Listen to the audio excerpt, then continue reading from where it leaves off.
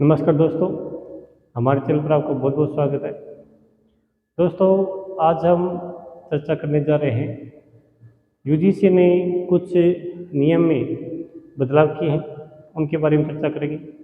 कौन कौन से ऐसे बदलाव हैं जिसका असर आने वाले एग्ज़ाम पर पड़ेगा, यानी कि नेट का जो एग्ज़ाम होता है उस पर पड़ेगा, उसके बारे में हम चर्चा करेंगे दोस्तों। तो दोस्तों शुरू करते हैं। सबसे पहले आपको बता दें, नेट का एग्ज़ाम जो एजेंसी को जिसको दे रखा है वो है एनटीए, यानी कि नेशनल टेस्ट एजेंसी।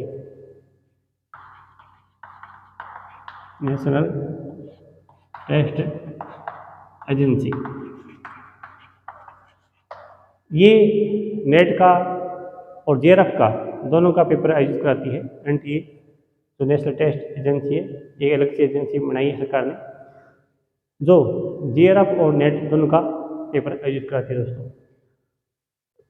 नेट के पेपर साल में 2 बार होते हैं दोस्तों। एक तो जून में आयोजित होते हैं, एक होते हैं दिसंबर में।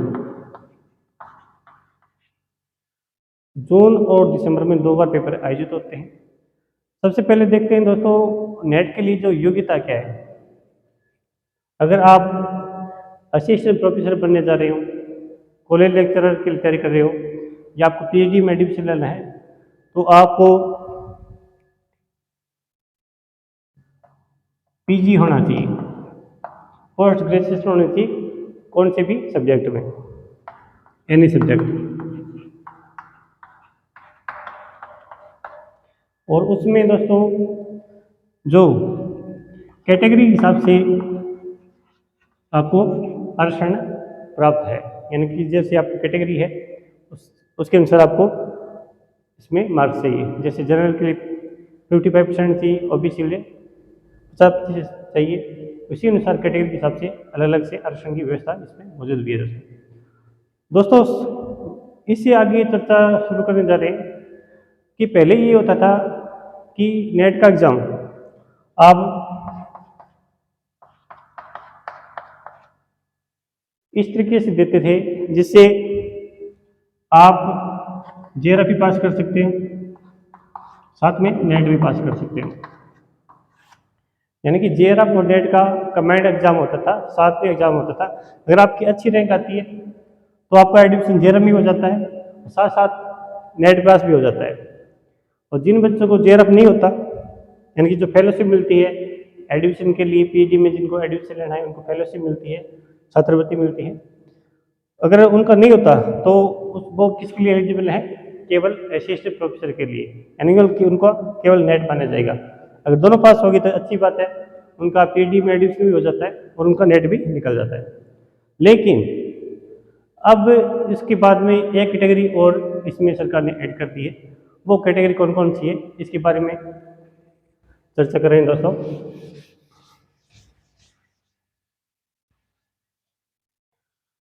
अब उसके बाद में यूजीसी अपनी एक कमेटी बनाती है, और कमेटी में जो नए प्रावधान है वो प्रावधान नई शिक्षा नीति के तहत, नेशनल एजुकेशन पॉलिसी 2020 के तहत बनाए हैं। और उनमें 3 कैटेगरी बना दी दोस्तों। अगर आप 2024-25 के सत्र का जो जून में आयोजित होने वाला नेट का एग्जाम है इसमें आप पेपर दोगे तो उसमें आपको कैटेगरी 3 मिलेगी, लेकिन पेपर आपको एक ही देना पड़ेगा, अलग से कोई पेपर नहीं होगा। कैटेगरी 3 मिलेगी, पेपर एक ही होगा। उसमें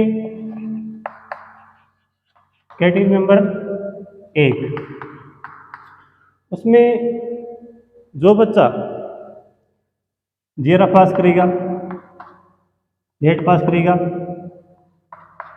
और पीएचडी, अगर कोई बच्चा कैटेगरी नंबर 1 में जाता है उसको जेआरएफ में प्रवेश मिल जाएगा, उसका नेट भी हो जाएगा, यानी कि वो असिस्टेंट प्रोफेसर के लिए एलिजिबल हो जाएगा और वो पीएचडी में जाने के लिए भी एलिजिबल हो जाएगा, यानी कि तीनों में भी वो शामिल हो जाएगा। स्कॉलरशिप मिलेगी, पीएचडी में एडमिशन ले सकता है वो ले सकता है, नेट भी हो जाएगा और पीएचडी उसकी हो जाएगी। उसके बाद में कैटेगरी नंबर 2 आती है दोस्तों। कैटेगरी नंबर 2, जो बच्चा इसका पेपर देगा यानी जून में देगा, अगर उसका जेआरएफ पास नहीं होता है तो उसका नेट पास हो जाता है। यानी जो बच्चा कैटेगरी नंबर 2 में आएगा उस बच्चे का जेआरएफ पास नहीं होगा, उसका केवल नेट पास होगा और वो पीईडी के लिए क्या हो जाएगा, एलिजिबल हो जाएगा। यानी पीईडी में एडमिशन लेने के लिए वो एलिजिबल हो सकता है। उसके बाद में कैटेगरी नंबर 3 है, उसमें दोस्तों जो बच्चे ऐसे भी होते हैं जिन्होंने पहले भी सी नेट पास कर रखा है और वो केवल पीईडी में एडमिशन लेना चाहते हैं, तो उनके लिए मौका दिया सरकार ने कि उनको बार बार नेट का एग्जाम नहीं देना पड़ेगा, उनका जेआरएफ पहले से पास हो सकता है और वो केवल पीईडी में एडमिशन लेना चाहता है। यानी कि जिनका नेट पास हो सकता है, जेआरएफ पास हो सकता है, लेकिन वो पीईडी में अच्छे नंबर लेने के लिए पेपर देना चाहता है, तो वो कैटेगरी नंबर 3 में जाएगा। ये थी व्यवस्था दोस्तों। यानी कैटेगरी नंबर में वो बच्चे शामिल होंगे जिनका जेआरएफ पास हो गया, नेट उसके साथ नेट पास होता है असिस्टेंट प्रोफेसर के लिए और पीईडी में एडमिशन ले सकता है। कैटेगरी नंबर 2 में उसके स्कोर शामिल होंगे दोस्तों जिन्हें वो जेआरएफ में तो रह गए हैं, उनका पास नहीं है जेआरएफ, लेकिन वो नेट के लिए एलिजिबल है, असिस्टेंट प्रोफेसर के लिए एलिजिबल है और वो पीएचडी में नामांकन के लिए भी एलिजिबल है। उसके बाद में दोस्तों कैटेगरी नंबर 3 आती है, उसमें वे बच्चे आएंगे जिनका जेआरएफ और नेट पहले से पास हो गया और वो चाहता है कि मैं अच्छे स्कोर के साथ पीईडी में एडमिशन ले लूँ, तो वो पीईडी में एडमिशन लेने के लिए 3 नंबर अलग से ये नई कैटेगरी बना देगी दोस्तों। ये कैटेगरी न्यू है। तो दोस्तों आपने देखा कि कैटेगरी 1, कैटेगरी 2, कैटेगरी 3 ये व्यवस्था इसमें कर दी है। साथ साथ में कैटेगरी नंबर 3 की व्यवस्था कैसी हुई दोस्तों, बहुत सारी सरकारी यूनिवर्सिटी होती हैं जो अलग से पीएचडी में एडमिशन लेने के लिए परीक्षा आयोजित कराती हैं, जिससे इस पर उनका भारी पड़ता है, टाइम भी ज़्यादा लगता है, बच्चों को बार बार पेपर देने पड़ते हैं। इससे बचने के लिए अब साथ में ही उनका एंट्रेंस एग्जाम दे दिया और उनके लिए निकाल दी कैटेगरी नंबर 3। यानी कि जिन बच्चों को केवल पीएचडी में एडमिशन लेना है तो कैटेगरी नंबर 3 से वो पास करें, जो स्कोर होगा वो इसमें मेरिट में शामिल कर लिया जाएगा।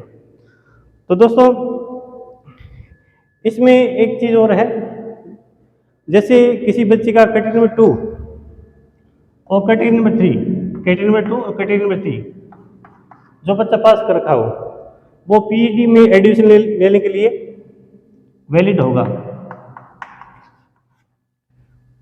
कैटेगरी 2 और कैटेगरी 3 जिसने पास कर रखी है वो पीएचडी में एडमिशन लेने के लिए वैलिड होगा।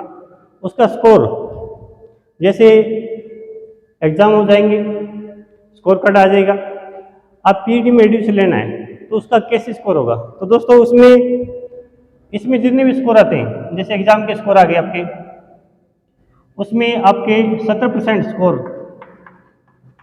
जो आपने एग्जाम दिए उसके जोड़ेंगे और साथ में पीएचडी में जो इंटरव्यू होगा उसका 30% इंटरव्यू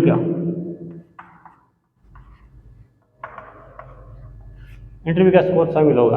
यानी जिन बच्चों को पीएचडी में एडमिशन लेना है उसके जो स्कोर प्राप्त होगा इस एग्जाम से, यानी जेआरएफ नेट के एग्जाम से जो स्कोर प्राप्त होगा उसका 70% तो स्कोर से लेंगे और 30% जो इंटरव्यू होगा, जो आपके एडमिशन में कोई यूनिवर्सिटी आयोजित कराती है उसमें इंटरव्यू के द्वारा इसमें जोड़ जाएंगे, 17 और 30 नंबर जोड़े जाएंगे।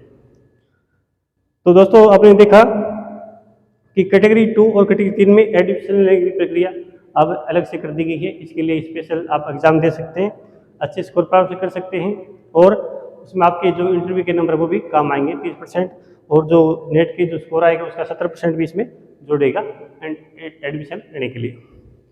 तो दोस्तों ये थी प्रक्रिया यूजीसी और नेट के बारे में। कैटेगरी 1, कैटेगरी 2 और कैटेगरी 3 आपको देखने को मिलेगी। दोस्तों नेट का एग्ज़ाम एक साल में 2 बार आयोजित कराया जाता है, एक जून में होता है और एक दिसंबर में होता है।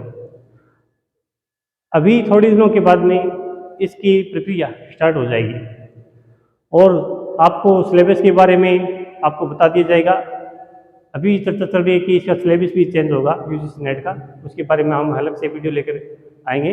तो आज हमने चर्चा की कि जो नए नए बदलाव देखने को मिले हैं यूजीसी नेट में, जिसमें कैटेगरी बना दी गई है, उसमें बच्चे ज़्यादा कन्फ्यूज है।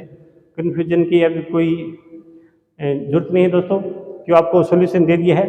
और सरकार ने एक बहुत अच्छी व्यवस्था की है कि आप चाहे तो आप नेट पास करो, चाहे आप जेआरएफ में एडमिशन लो, लेकिन आपको अब थोड़ी अधिक मेहनत करनी पड़ेगी। जेआरएफ इसमें कंपटीशन बढ़ जाएगा पीएचडी एडमिशन का, तो इसमें मेरिट भी का असर भी आगे पीछे आपको देखने को आगे मिल सकता है दोस्तों।